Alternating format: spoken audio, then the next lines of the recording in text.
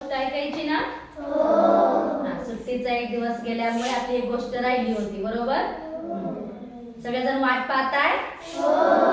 ऐकायची. बर, आज आपण भाग 5वा आणि रात्र 4थी ह्या गोष्टीला सुरुवात करणार आहोत. श्यामच्या आई मधील आजची रात्र आहे 4थी आणि आपल्या गोष्टीचं नाव आहे पुण्यात्मा यशवंत.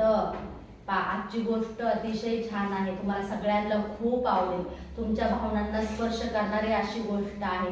आता तुम्हाला असा प्रश्न पण पडला असेल ना बाळांनो, की मॅडम गोष्टच आहे, तुम्ही गोष्ट सांगता, कथा सांगता, मग तुम्ही वाचून का दाखवता, तुम्ही आम्हाला गोष्टीसारखं का सांगत नाही, हो की नाही? बऱ्याच जणांच्या मनामध्ये असा प्रश्न पडला असेल. तर त्याचा भाग असा आहे बाळांनो, की मी जर गोष्टीसारखं तुम्हाला सांगितलं ना, तर ह्याच्यामध्ये श्यामच्या ज्या भावना आहेत, त्याची जी कोकणी भाषेतली जी भाषा आहे ती तुम्हाला कळणार नाही, ती तुमच्या लक्षात येणार नाही.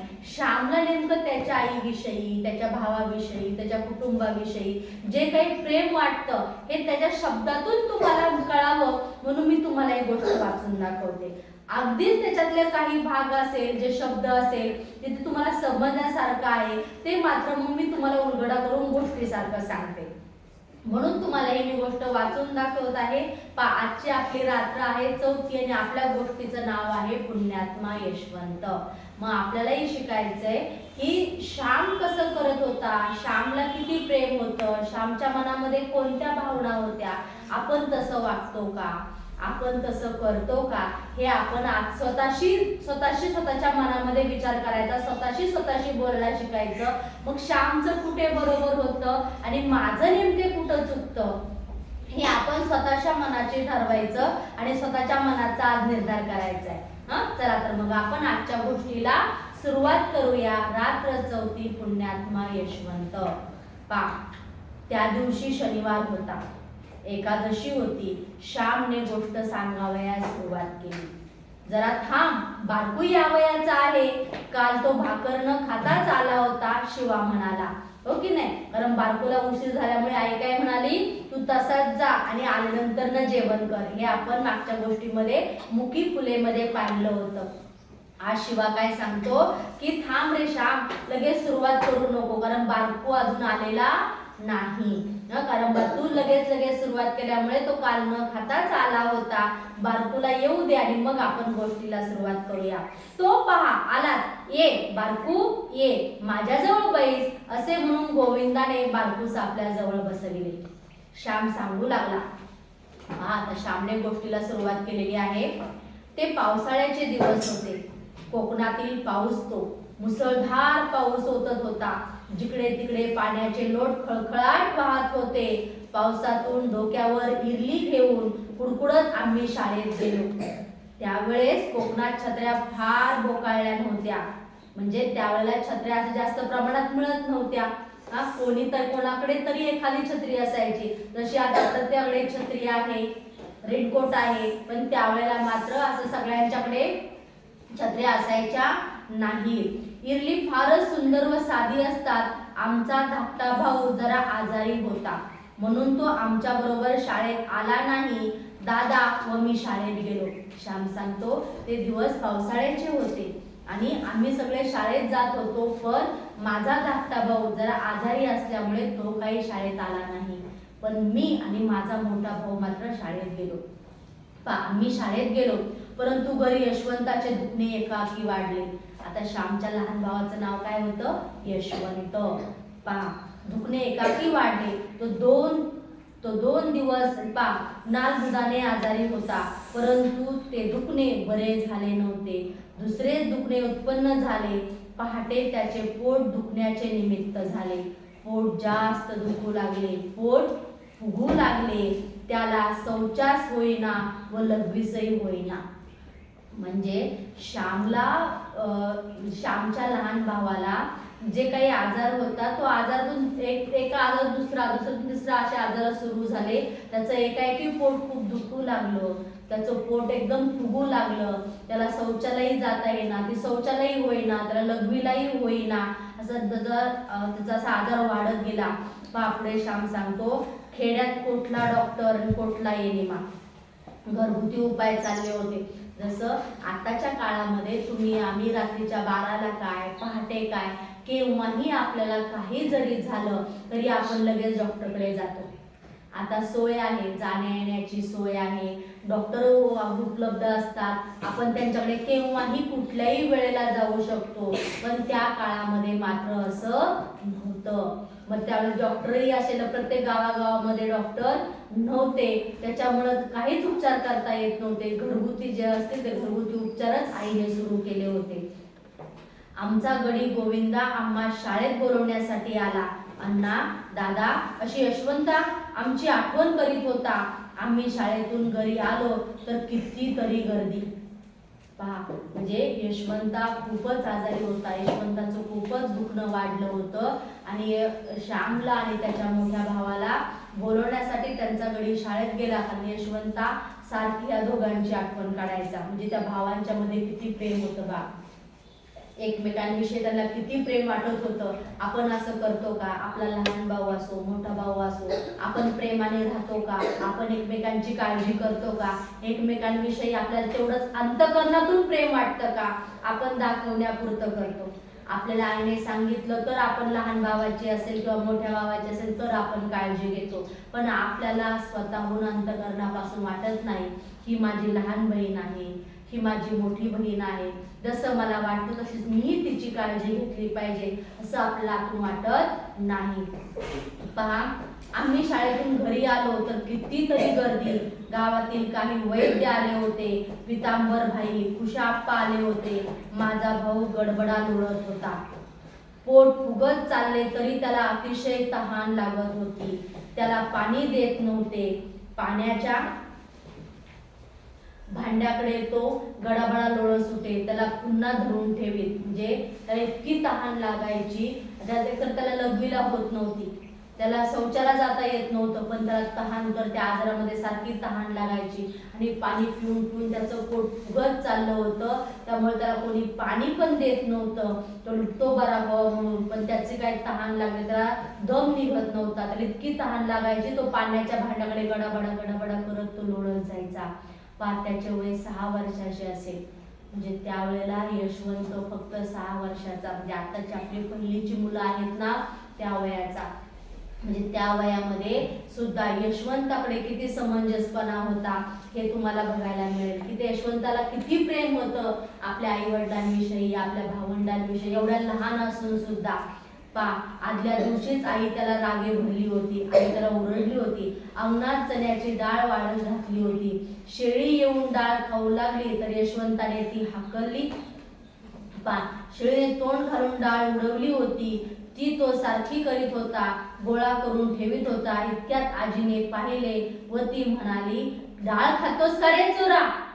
आणि कळू नये म्हणून नीट एकसारखी करून ठेवतो आहेस वाटते, बराच आहेस की.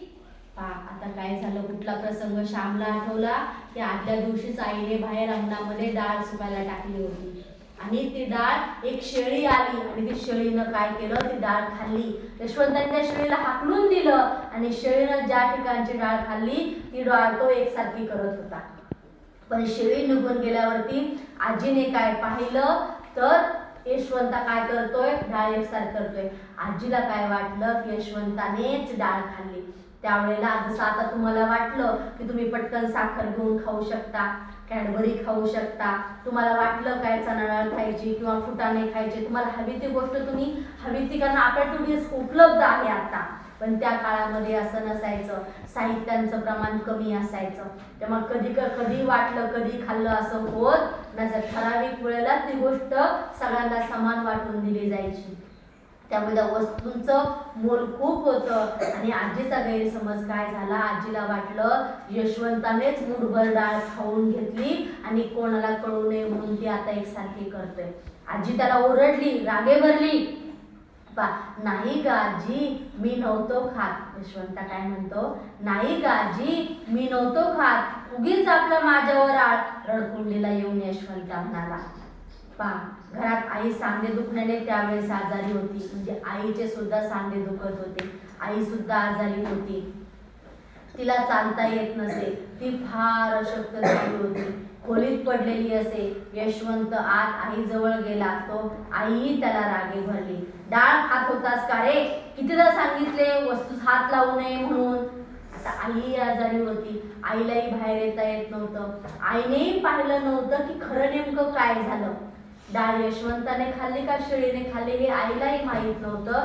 फक्त आजीचा आवाज ऐकून आईच्या असं लक्षात आलं की डाळ यशवंताने खाल्ली.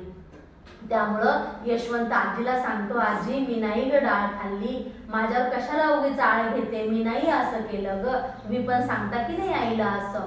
आणि त्याला वाटलं की आपण आईला सांगायला जावं की आई मी नाही ग डाळ खाल्ली, म्हणून यशवंत आईजवळ गेला.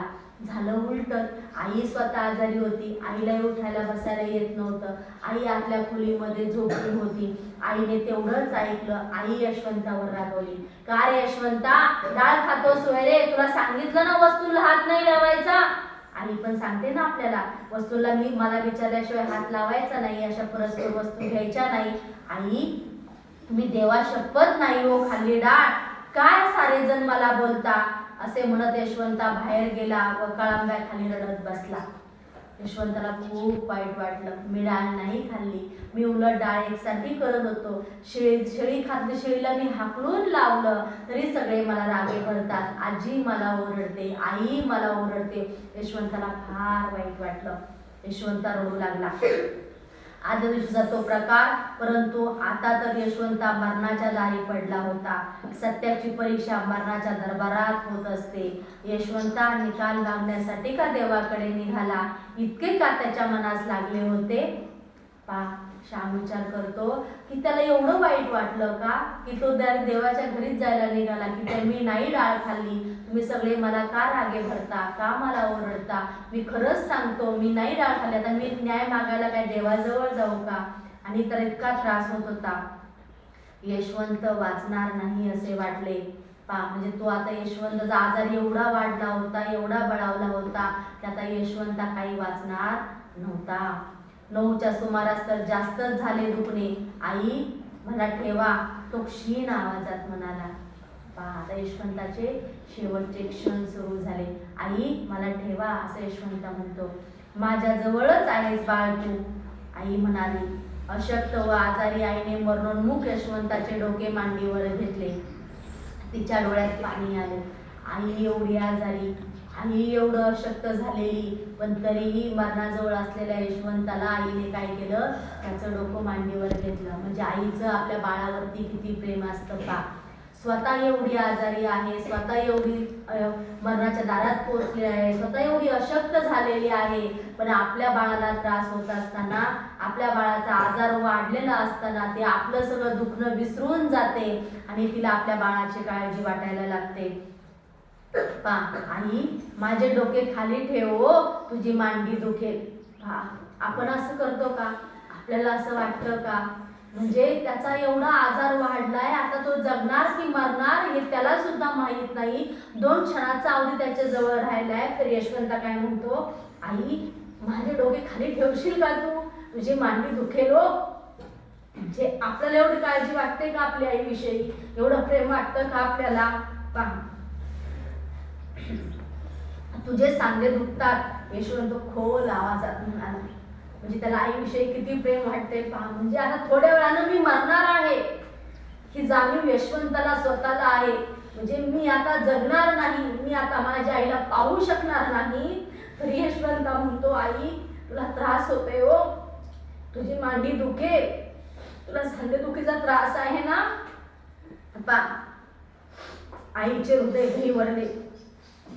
म्हणजे आईचं मुलाविषयी किती प्रेम आहे आणि मुलाला आईविषयी किती प्रेम आहे तुम्हाला या गोष्टीतून पाहायला मिळेल. नाही हो बाळ, दुखत सांधे, मला नाही काही होत. म्हणजे आईचा पण किती त्याग आहे. म्हणजे यशवंताचा त्याग आहे तर आहेच, पण आईचा पण किती त्याग आहे. आईला उठता येत नाही, बसता येत नाही, आईचे एवढे सांधे दुखतात तरी सुद्धा आई म्हणते, नाही हो बाळ मला काही होत नाही.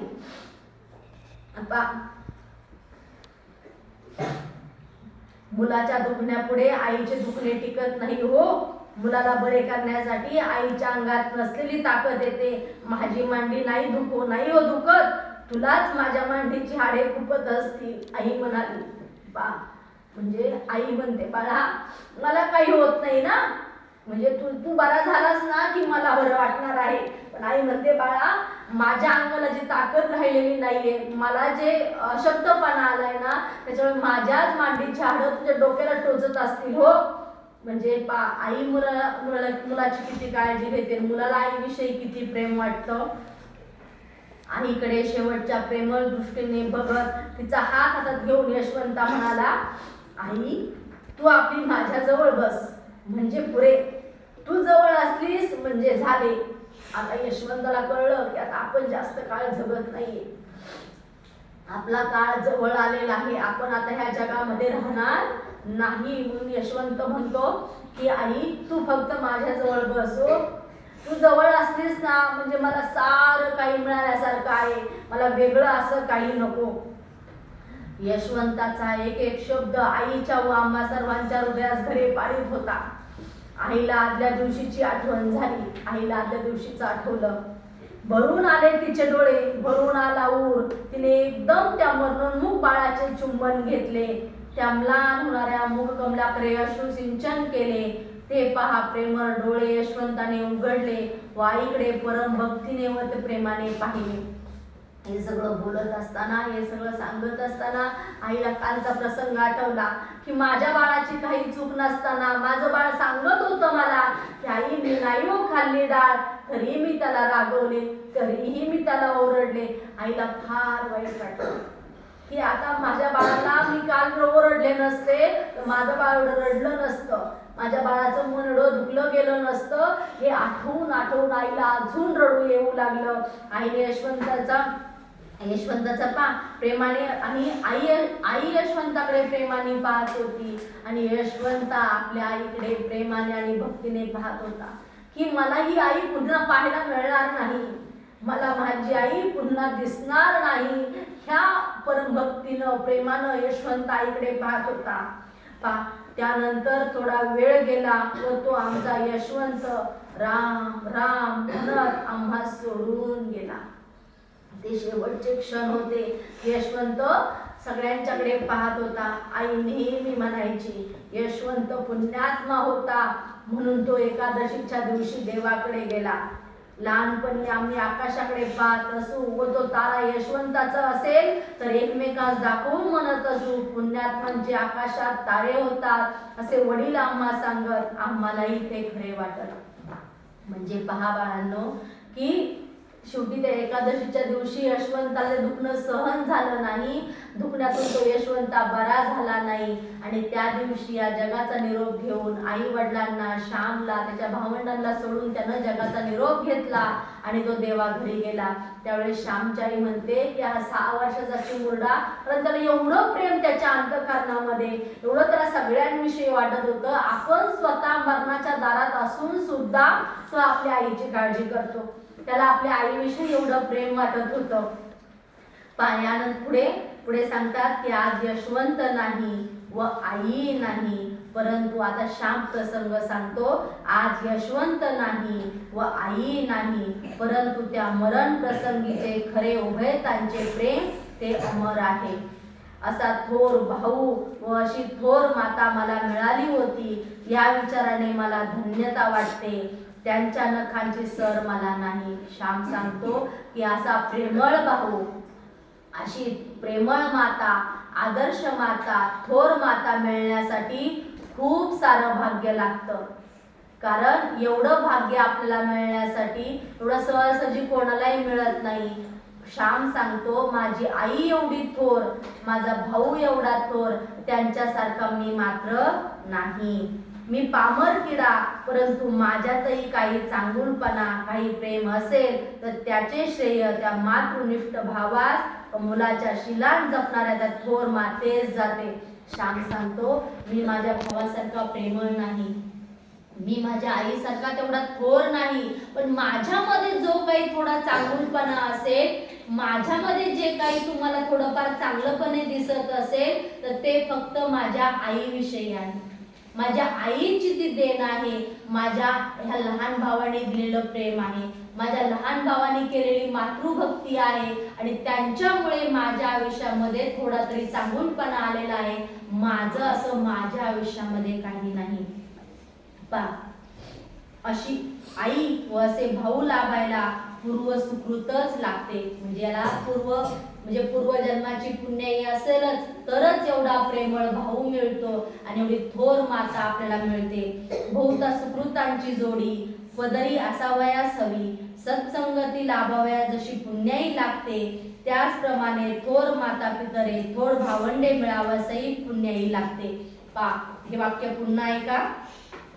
सत्संगती लाभाव्यास जशी पुण्याई लागते. सत्संगती म्हणजे काय, की चांगली सोबत.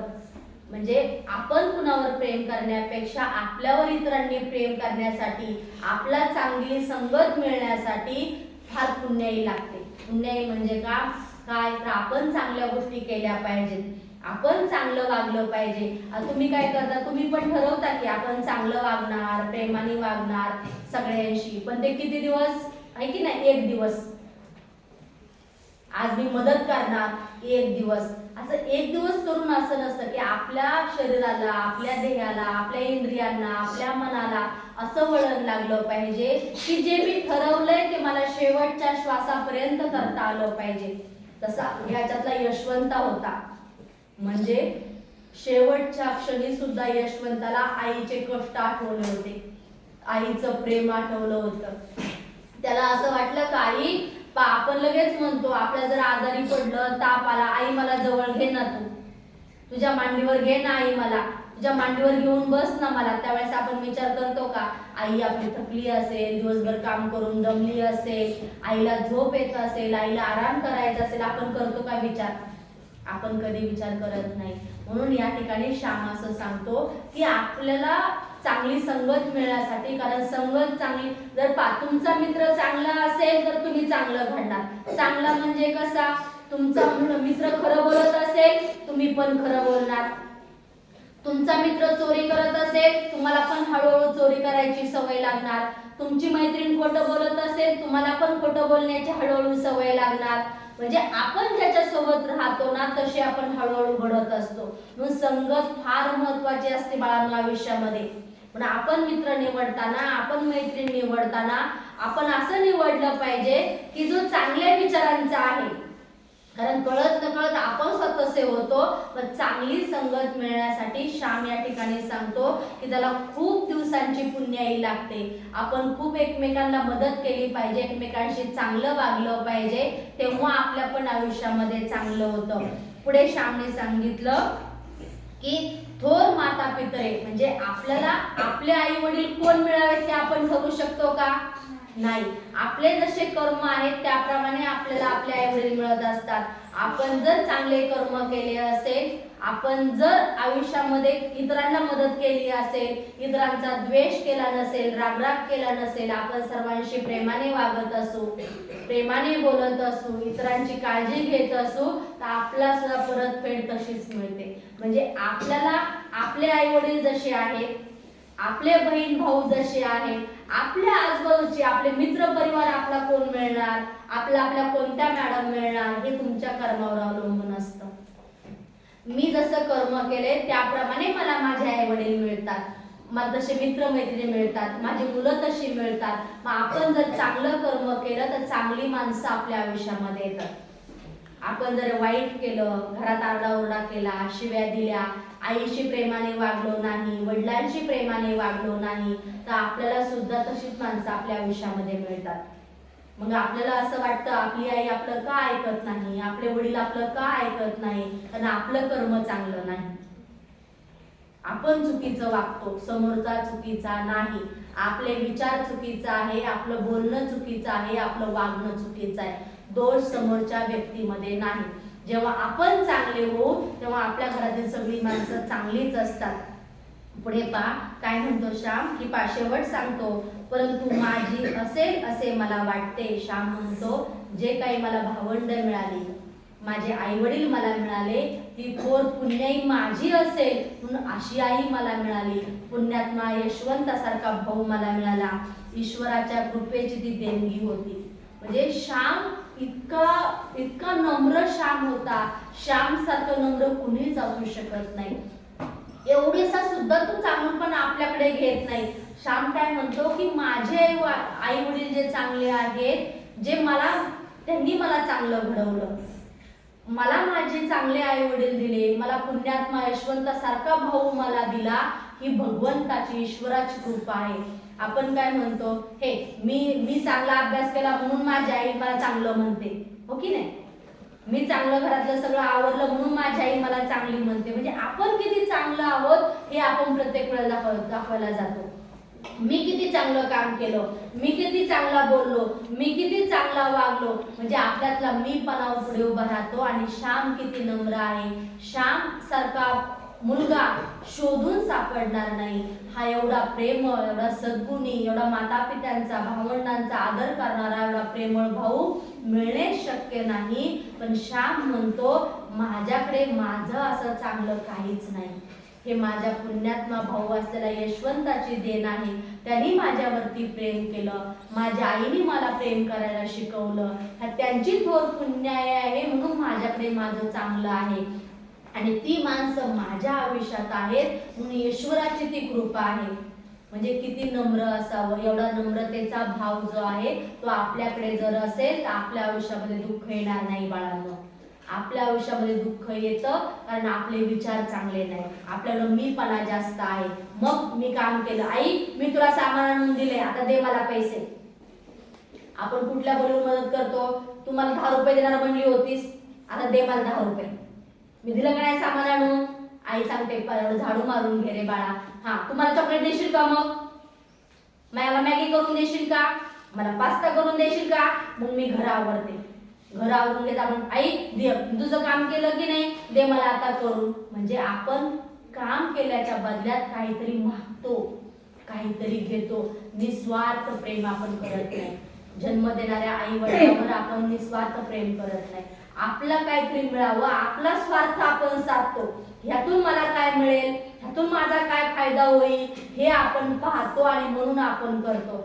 ज्या दिवशी निस्वार्थ भावनेने आपण करायला जाऊ त्यावेळेस बाळांनो तुम्हाला आयुष्यामध्ये तुमच्या कुठलीही गोष्ट कमी पडणार नाही. आवडली सगळ्यांना आजची गोष्ट? काय शिकायला मिळालं आजच्या गोष्टीतून? काय शिकायला मिळालं?